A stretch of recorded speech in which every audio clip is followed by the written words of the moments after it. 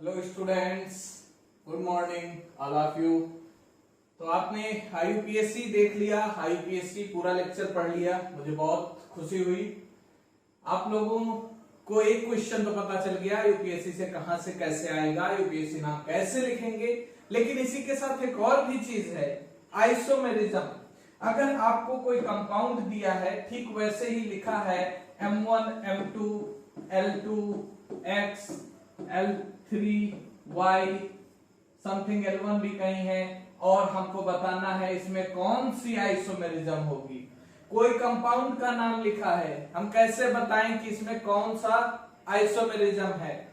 इसके लिए आज आपको ये लेक्चर पूरा देखना है, तभी हम समझ पाएंगे। और इस लेक्चर का नाम है ट्रिक्स टू फाइंड आइसोमेरिज्म। हमको आइसोमेरिज्म पढ़ना है। क्या पढ़ना है? आइसोमेरिज्म, और उसकी भी ट्रिक्स। सबसे पहले तो ये टर्म आइसोमेरिज्म होता क्या है?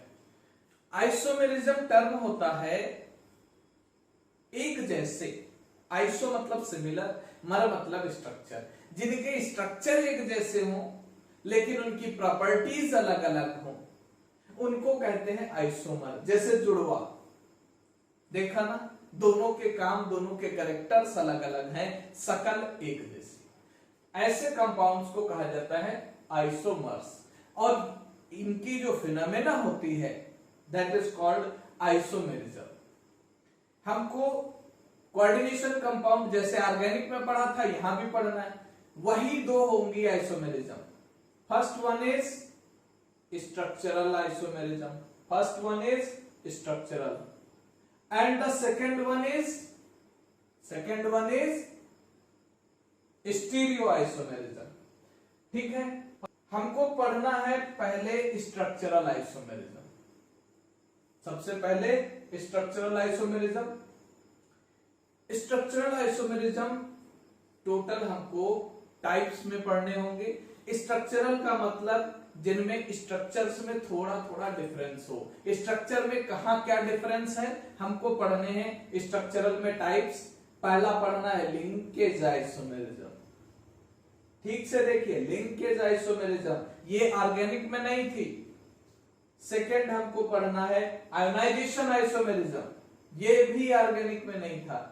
हमको थर्ड पढ़ना है हाइड्रेट आइसोमेरिज्म, ये भी वहां नहीं था। और एक और पढ़ना है कोऑर्डिनेशन आइसोमेरिज्म। और स्टीरियो में दो पढ़ने हैं। स्टीरियो में कौन से पढ़ने? दो। कौन से?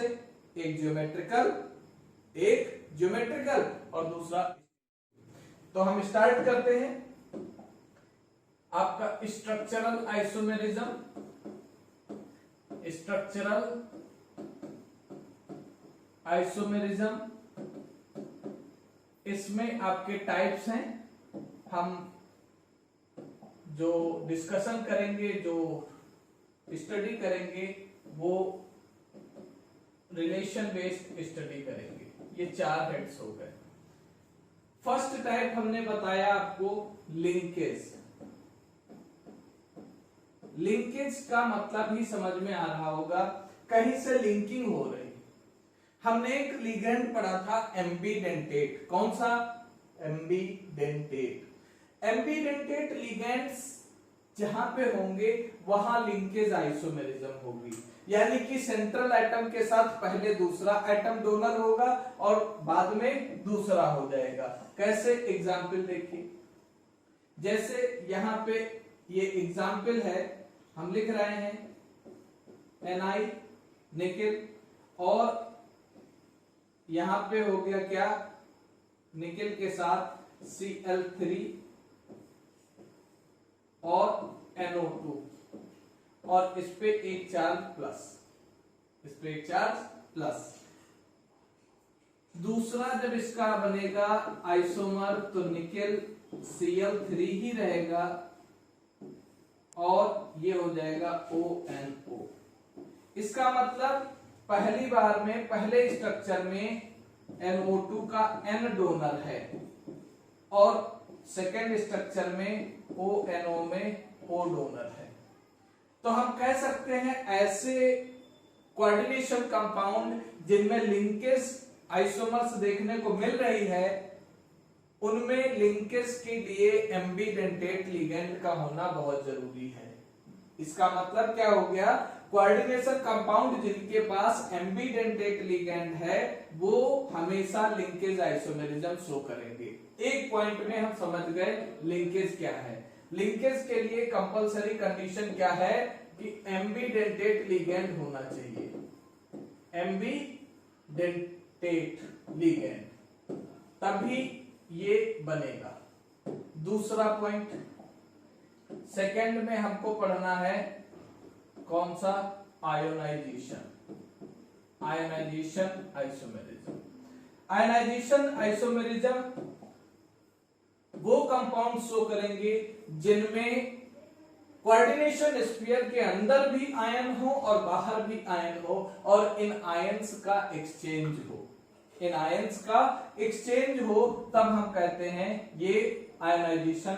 आयोनाइजेशन आइसोमेरिज्म का एग्जाम्पल है ये आपका CO, ये आपका हो गया CN होल थ्राइस, और ये आपका हो गया H2O होल थ्राइस, और बाहर आप Cl3।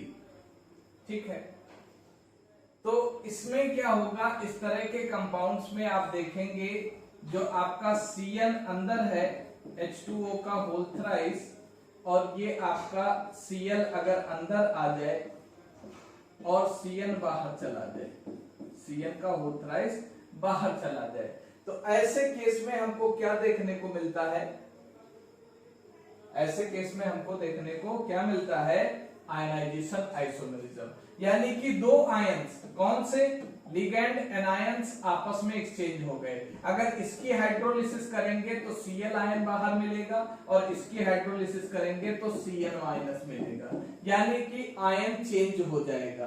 तो ऐसे कंपाउंड जिनमें दो डिफरेंट एनायंस, दो डिफरेंट लिगेंड्स, एक अंदर और एक बाहर एक्सचेंज हो रहा हो, उसको कहते हैं आयनाइजेशन आइसोमेरिज्म। और जो थर्ड हमको पढ़ना है, थर्ड पार्ट, यहां से हम ये हटाते हैं, आगे बढ़ा लेते हैं। तो थर्ड में हमको पढ़ना है हाइड्रेट। हाइड्रेट और आयनाइजेशन में कोई विशेष फर्क नहीं है। यहां पे दो आयन एक्सचेंज हो रहे हैं और यहां पे एक्सचेंज जो होगा वो वाटर से आयन एक्सचेंज होगा। कौन से एक्सचेंज होगा, वाटर से आयन। जैसे NH3 का थ्राइस, वाटर का थ्राइस, और इसके बाहर है Cl3। तो अगले स्ट्रक्चर में आपको अगले स्ट्रक्चर में आप देखेंगे एक वाटर बाहर चला जाएगा और एक Cl अंदर आ जाएगा, Cl2.H2O। इसी तरह 1 by 1 एक्सचेंज होता जाएगा। एक टाइम ऐसा आएगा कि ये सारे वाटर बाहर हो जाएंगे और Cl अंदर आ जाएगा। यानी वाटर से जब बाहर का एनायन एक्सचेंज हो, वाटर से लिगेंड एक्सचेंज हो बाहर से, तो उसे कहते हैं हाइड्रेट आइसोमेरिज्म। यहां ट्रिक क्या काम करेगी, अगर हमको वाटर इनसाइड दिख रहा है और बाहर कोई एक अदर लिगेंड भी है, तो ये कंपलसरी है कि वो फिर हाइड्रेट आइसोमेरिज्म शो करेगा। एम्बिडेंटेट लिगेंड है तो फिर लिंकेज, वाटर दिख गया तो हाइड्रेट। आयनाइजेशन का कोई जुगाड़ नहीं दिख रहा है, तो उसके लिए आपको 3 याद रखने हैं। अगर उन 3 में कोई नहीं है तो चौथा अपने आप आ जाएगा। ये है कोऑर्डिनेशन आइसोमेरिज्म। कौन सी, कोऑर्डिनेशन आइसोमेरिज्म। इसमें तो सबसे इजीली आप आइडेंटिफाई कर लोगे। वो कैसे, अगर कहीं दो कोऑर्डिनेशन स्फीयर बने हुए हैं, अगर कहीं दो कोऑर्डिनेशन स्फीयर बने हुए हैं, जैसे Cr Cn का होल 6 और CO H2O का होल 6, तो लिगेंड एक्सचेंज हो जाए, क्या हो जाए, ये लिगेंड यहां आ जाए और ये लिगेंड यहां आ जाए, यानी CrH2O होल 6 हो जाए और CO के साथ Cn का होल 6। ऐसे आइसोमेरिज्म जहां हमको दो डिफरेंट कोऑर्डिनेशन स्फीयर दिख जाएं, जहां दो डिफरेंट कोऑर्डिनेशन स्फीयर दिख जाएं, हम क्या कहेंगे वहां पे कौन सी आइसोमेरिज्म? Coordination isomerism. तो हमको तीन तो पता चल गए। लिंकेज, इसका मतलब लिंकेज में एम्बिडेंटेट लिगेंड, हाइड्रेट में वाटर का होना कंपलसरी, कोऑर्डिनेशन में दो स्फीयर का होना कंपलसरी। तो अब इससे हमको तीसरा आयनाइजेशन, अगर इन तीन में से कोई नहीं है तो वो क्या हो जाएगा? आयनाइजेशन आइसोमेरिज्म हो जाएगा। इसके बाद रिज्म के बाद आती है स्टीरियो आइसोमेरिज्म। स्ट्रक्चरल के बाद कौन सी आती है? Stereo isomerism. स्टीरियो आइसोमेरिज्म के भी फर्दर दो पार्ट हैं। कौन सी है? स्टीरियो।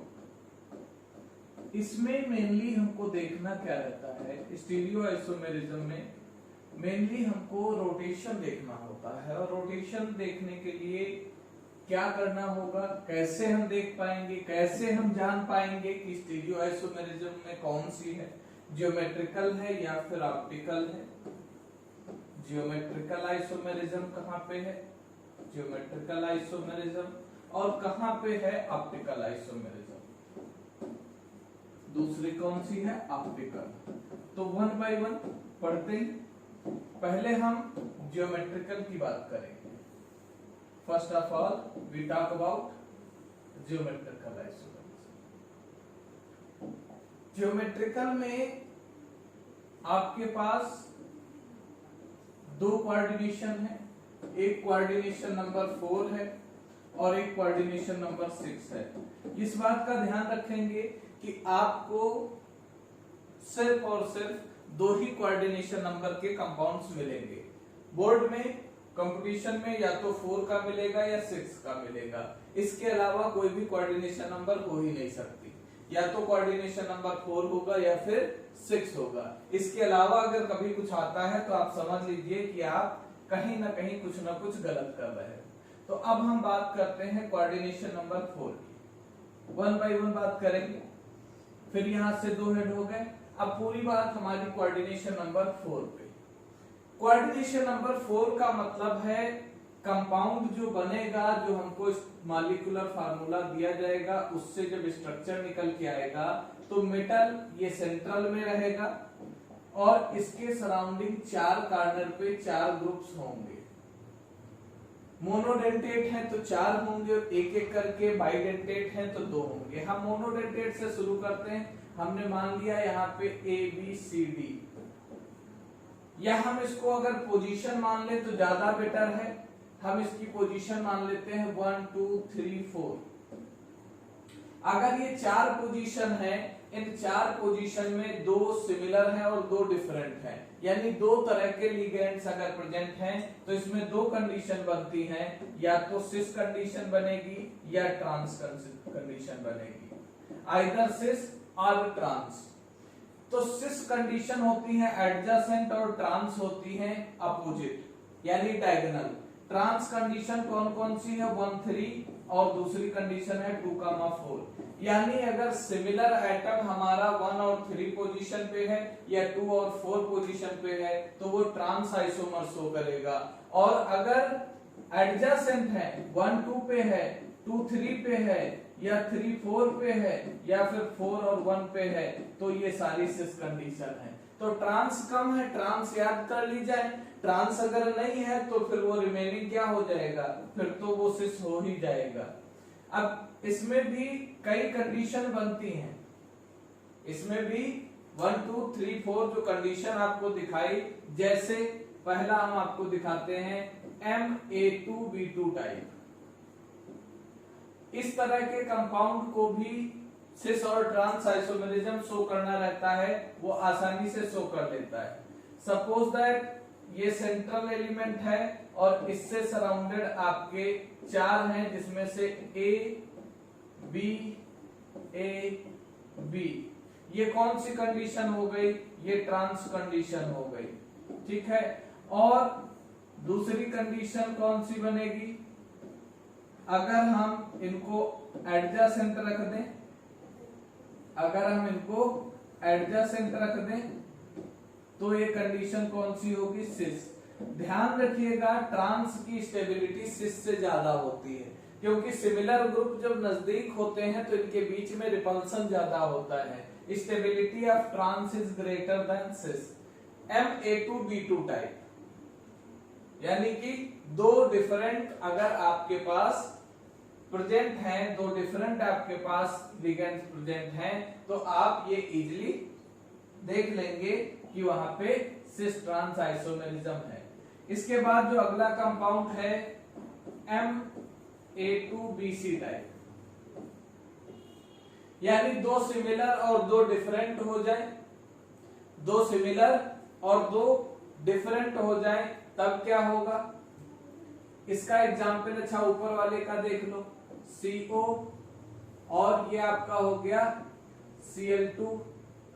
अगर हमें 4 की शो करना है, CO तो 6 शो करेगा, 4 के लिए आप Cu Cl2 और H2O का whole twice, A2B2 type. A2BC type में क्या देखोगे? जो सेंट्रल एटम है, सेंट्रल एटम के सराउंडिंग दो सिमिलर है, दो डिफरेंट।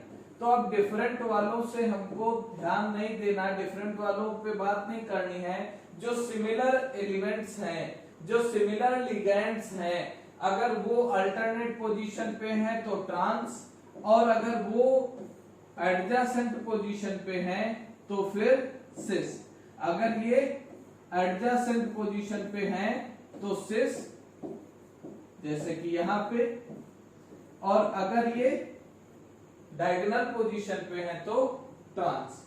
एक कंडीशन ये भी बनती है कि 4 के चारों लिगेंड्स डिफरेंट हो जाएं, यानी कि हमारा जो ग्रुप बने वो MABCD टाइप बन जाए,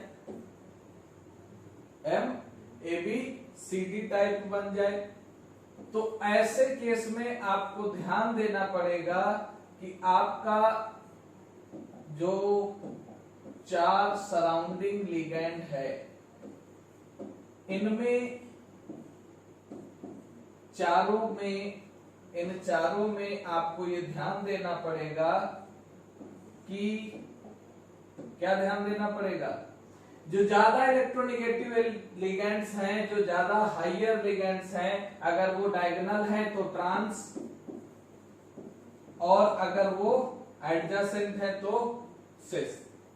यहां पे हमको देखना पड़ेगा कि हाइयर लिगेंड्स डायगोनल है या कैसे हैं? एडजेसेंट है। अगर डायगोनल है तो ट्रांस और एडजेसेंट है तो सिस, ये देखना पड़ेगा। इसके अलावा हमारे पास मोनोडेंटेट के अलावा कौन से लिगेंड हैं? बाइडेंटेट लिगेंड भी है। बाइडेंटेट लिगेंड में अगर आप ध्यान दें तो कुछ ऐसे बाइडेंटेट हैं, हम MAA2 टाइप कह सकते हैं। अगर सिंगल A लिखा हुआ है इसका मतलब होता है मोनोडेंटेट। मोनोडेंटेट मतलब जो एक लोन पेयर शो कर सकता है, और अगर कभी डबल A लिखा है, वो कैपिटल लिखा हो चाहे स्मॉल लिखा हो, इसका मतलब है बाइडेंटेट। इसका मतलब ये दो लोन पेयर शो कर सकता है। ठीक है, बाइडेंटेट को उसी अल्फाबेट को 2 बार रिपीट करके लिखा जाता है। कई बुक्स में ये स्मॉल लेटर्स में लिखे जाते हैं, कई जगह कैपिटल लिखे, आप कुछ भी मान सकते हैं। अब इसमें सारे बाइडेंटेट तो नहीं शो करेंगे, इसमें सारे बाइडेंटेट शो नहीं करेंगे। क्यों? जिनके एंड्स सिमिलर हैं, जैसे इन में आपने देखा NH2 CH2 CH2 और NH2, यानी दोनों एंड सिमिलर हैं, इसलिए ये नहीं शो करेगा। ऐसे लिगेंड जिनके पास दो डिफरेंट एंड हैं वो शो करेगा, जैसे GLY ग्लाइसिन, एक तरफ NH2 होता है, बीच में CH2 और एक तरफ COO-। ऐसे ही यहां अब COO माइनस इधर कर दिया, CH2 कर दिया और NH2 इधर कर दिया, यानी दो डायगोनल हो गए तो ये ट्रांस। अगर CO माइनस एडजेसेंट हो जाए, NH2 एडजेसेंट हो जाए तो सिस, यानी कि बाइडेंटेट लिगेंड में वही लिगेंड ज्योमेट्रिकल आइसोमेरिज्म शो करेगा जहां पे क्या होगा, दो डिफरेंट डोनर साइट्स होंगी, एक साथ दो डोनर साइट और दोनों डोनर साइट कैसी डिफरेंट, तो ही यहाँ पे कोऑर्डिनेशन नंबर 4 में आइसोमेरिज्म आपको देखने को मिलेगा, ज्योमेट्रिकल आइसोमेरिज्म। इसके बाद फिर हम अगर बात करें तो कोऑर्डिनेशन नंबर 6 में आते हैं। ये कोऑर्डिनेशन नंबर 6, कोऑर्डिनेशन नंबर 6 में जब आपका बनेगा डायग्राम, वो डायग्राम इस तरह बनेगा। 6 का मतलब ऑक्टाहेड्रल, 6 का मतलब ऑक्टाहेड्रल। अब यहाँ पे नंबर्स कहां कहां पड़ेंगे, 1 2 3 4 5 6। अच्छा एक चीज बताओ, 1 और 5, 1 और 6 दोनों एडजेसेंट हैं या दोनों डायगोनल हैं, मतलब 1 5 एडजेसेंट है या डायगोनल, 1 और 6 एडजेसेंट है या डायगोनल। एक्चुअली ये 5 और 6 की लोकेशन आपको क्लियर नहीं हो रही होगी, तो उसके लिए आपको एक छोटा सा एग्जांपल देता हूं। ये आपका है 4 स्क्वायर प्लेनर स्ट्रक्चर, इसके सेंटर में बीचों बीच में बना हुआ है M, इसके बीचों बीच सेंटर पे क्या है M, यहाँ 1 है, यहाँ 2 है, यहाँ 3 है, यहाँ 4 है और इस M से ठीक ऊपर यहाँ पे 5 है। तो अब इससे ये चारों ही एडजेसेंट हैं। इसी तरह 6 इसके ठीक नीचे है, तो 5 और 6 जो है वो 1 2 3 4 से एडजेसेंट है, इस बात का ध्यान रखिएगा। तो यहाँ पे कितनी एडजेसेंट लोकेशन मिलेंगी और कितनी डायगोनल लोकेशंस मिलेंगी। डायगोनल लोकेशन 1 3 2 4 और 5 6, यानी कि जो ट्रांस कंडीशन मिलेंगी वो 3, कौन कौन सी, 1 3 2 4 और 5 6। इसके अलावा जितनी भी साइड्स मिलेंगी वो सारी क्या होंगी, सिस। ट्रांस की सिर्फ इतनी। अब सिस में कौन सी आ सकती, देखो 1 2 2 3 3 4 4 1 1 5 1 6 2 5 2 6 3 5 3 6 4 5 4 6, इतनी कंडीशन सिस में है। तो ये कौन याद करे, 3 याद कर लिया ट्रांस की, डायगोनल, बची हुई रिमेनिंग सारी की सारी कौन सी जाएंगी, सिस कंडीशन जाएंगी। इसमें कौन कौन से टाइप के कंपाउंड्स बन सकते हैं, आइए देखते हैं। पहला जो बनेगा MA4B2 टाइप, या इसी को कई बार लिख दिया जाता है MA2B4 टाइप। ये दोनों एक ही है, इनमें कोई फर्क नहीं है। इसका मतलब है सेंट्रल एटम M और इसके सराउंडिंग 4 एक जैसे, 2 एक जैसे। अब वो 4 एक जैसे कहीं भी हो सकते हैं, 4 को तो हम अलग नहीं कर सकते, वो 4 डायगोनल भी बन सकते हैं और एडजेसेंट भी, डायगोनल में भी रहेंगे और एडजेसेंट में भी रहेंगे। हमारे जो दो यानी जिनकी संख्या कम है वो डिसाइड करेंगे कंपाउंड ज्योमेट्रिकल आइसोमेरिज्म में ट्रांस है या सिस है। अगर ये B इन 3 में से किसी साइड पे है, अगर A कम होता तो A डिसाइड करता, B कम है इसलिए B डिसाइड कर रहा है, ये कंडीशन हमारी ट्रांस है। और अगर ये B एडजेसेंट हो जाएंगे तो फिर ये सिस हो जाएगा। एडजेसेंट कहां पे हो जाएंगे, देखिए स्ट्रक्चर बना ले रहे हैं। सपोज दैट वही स्ट्रक्चर है, अगर हम A A B B A A, अब B एडजेसेंट हो गया, ये कंडीशन सिस कहलाती। तो ये हो गया फर्स्ट टाइप MA4B2 टाइप या MA2B4 टाइप। दूसरा इसमें कौन सा टाइप निकल के आएगा, देखते हैं। एक इसमें आता है MA3B3 टाइप, यानी दोनों के बराबर हो जाएं। दोनों के बराबर जब हो जाते हैं तो वहां पे सिस और ट्रांस नहीं निकलता है, वहां पे एक नई कंडीशन निकल के आती है। क्या कहते हैं उसको? देखिए, अगर 3A और 3B है हमारे पास, A A A और B B B, अब इस कंडीशन में आप इस मॉलिक्यूल को, इस स्ट्रक्चर को इक्वली टू फेसेस में तोड़ सकते हो। इक्वली टू फेस में डिवाइड हो सकता है, इसलिए इसको कहते हैं फेसियल। और अगर ये डिस्टर्ब हो जाए, इसको फैक आइसोमर, फेसियल पूरा ना लिख के फैक लिखा जाता है। और अगर ये डिस्टर्ब हो जाए, यानी कोई ए बी एक आपस में एक्सचेंज हो जाए, ए और बी आपस में एक्सचेंज हो जाए, तो उसको कहते हैं मर आइसोमर। क्या कहेंगे? मर आइसोमर। देखिए कैसे ये आपका स्ट्रक्चर बना। अब इसमें थोड़ा सा चेंज हुआ, सिर्फ थोड़ा सा। ये A B A B B exactly अब डिविजिबल नहीं है, तो इसको मेरिडियनियल और या फिर मर आइसोमर कहते हैं। तो दो टाइप हो गए, एक MA4B2 टाइप, दूसरा MA3B3 टाइप। इसके बाद फिर और भी है कोई या बस एंड? अभी बहुत सारे हैं। कोऑर्डिनेशन नंबर 6 में बहुत सारे बनेंगे। MAA2B2 टाइप, इसका मतलब एक बाइडेंटेट और दो डिफरेंट। अब यहाँ पे बाइडेंटेट जो है वो कॉमन एंड वाला भी हो सकता है और डिफरेंट एंड वाला भी हो सकता है, कोई फर्क नहीं पड़ता कॉमन एंड वाला है या डिफरेंट एंड वाला है।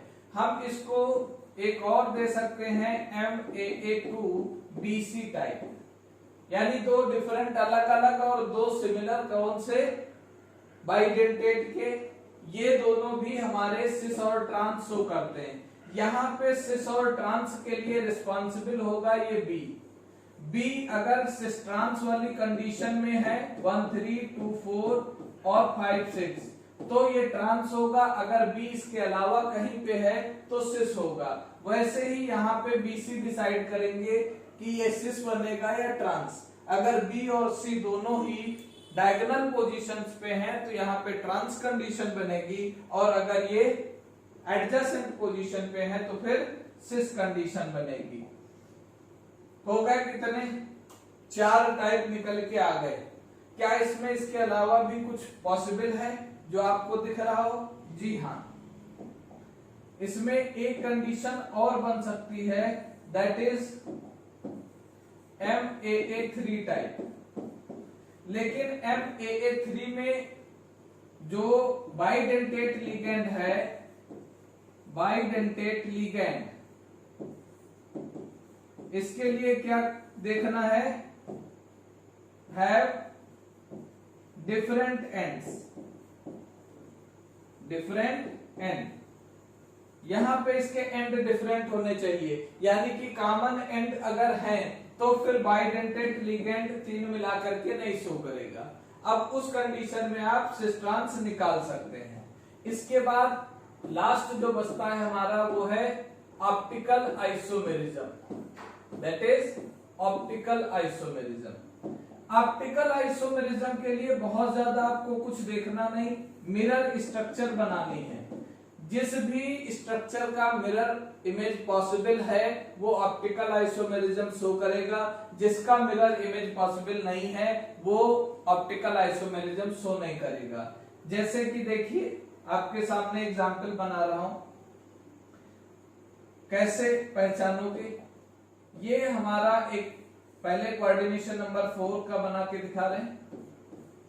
अगर यहाँ पे CN है, यहाँ CL है, यहाँ CL है और यहाँ CN है, ठीक है, तो ये बताओ मिरर इमेज ये शो करेगा या नहीं? बिल्कुल शो करेगा, क्योंकि जो CL यहाँ पे मिरर के पास था ये इधर CL आ गया, यहाँ पे CN आया, यहाँ पे CL और यहाँ पे CN, तो ये आपका मिरर इमेज शो करेगा। लेकिन कुछ ऐसे स्ट्रक्चर भी हैं जो मिरर इमेज नहीं शो करते, वो कौन से हैं?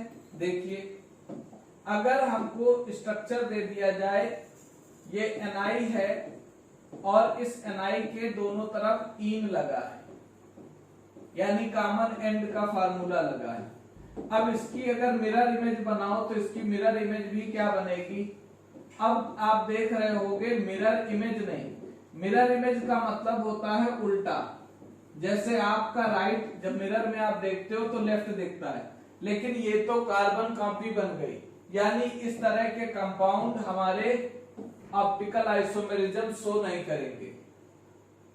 तो जब भी आपको मिरर इमेज कार्बन कॉपी दिख जाए, कार्बन कॉपी दिख जाए, वो कंपाउंड मिरर इमेज शो नहीं कर सकता। अच्छा, लेकिन यही इन अगर कोऑर्डिनेशन नंबर 6 में होती तो फिर ये शो करता। अब कहोगे ये कैसे? देखो स्ट्रक्चर, अगर यहाँ पे ये क्रोमियम है और ये 3 इन हो गए, 1 इन, 2 इन और ये तीसरा इन। अब इसकी मिरर इमेज अगर हम बनाएंगे तो इसकी मिरर इमेज ये बनेगी, ध्यान से देखिएगा, यहाँ पे क्रोमियम और ये इन और ये इन। अब देखो ये कार्बन कॉपी नहीं बना तो ये शो करेगा। बस इतना ध्यान रखना है ऑप्टिकल आइसोमेरिज्म में कि कार्बन कॉपी अगर बन जाता है तो फिर वो कंपाउंड कभी भी ऑप्टिकल आइसोमेरिज्म शो नहीं करेगा। ये इतना आइसोमेरिज्म है और इसमें से एक क्वेश्चन आता जरूर है। ज्यादातर क्वेश्चन आपका इसी पोर्शन से आता है, ऑप्टिकल या ज्योमेट्रिकल से, लेकिन हम स्ट्रक्चरल छोड़ नहीं सकते, उससे भी हाइड्रेट, आयनाइजेशन, कोऑर्डिनेशन, आइसोमेरिज्म बहुत पूछी जाती है। इसके साथ इस लेक्चर में हम आपको कुछ IUPAC लिखना और आइसोमेरिज्म देखना, ये हम आपको अगले लेक्चर में देंगे। एक लेक्चर पूरा आपका बनेगा 15 मिनट का, जिसमें IUPAC लिखने के तरीके और आइसोमेरिज्म आइडेंटिफाई करने के तरीके, 10 क्वेश्चन आइसोमेरिज्म के और 10 क्वेश्चन आपके IUPAC के आपको दिए जाएंगे। लेक्चर प्रॉपर देखिए, लाइक शेयर सब्सक्राइब करिए। Thank you.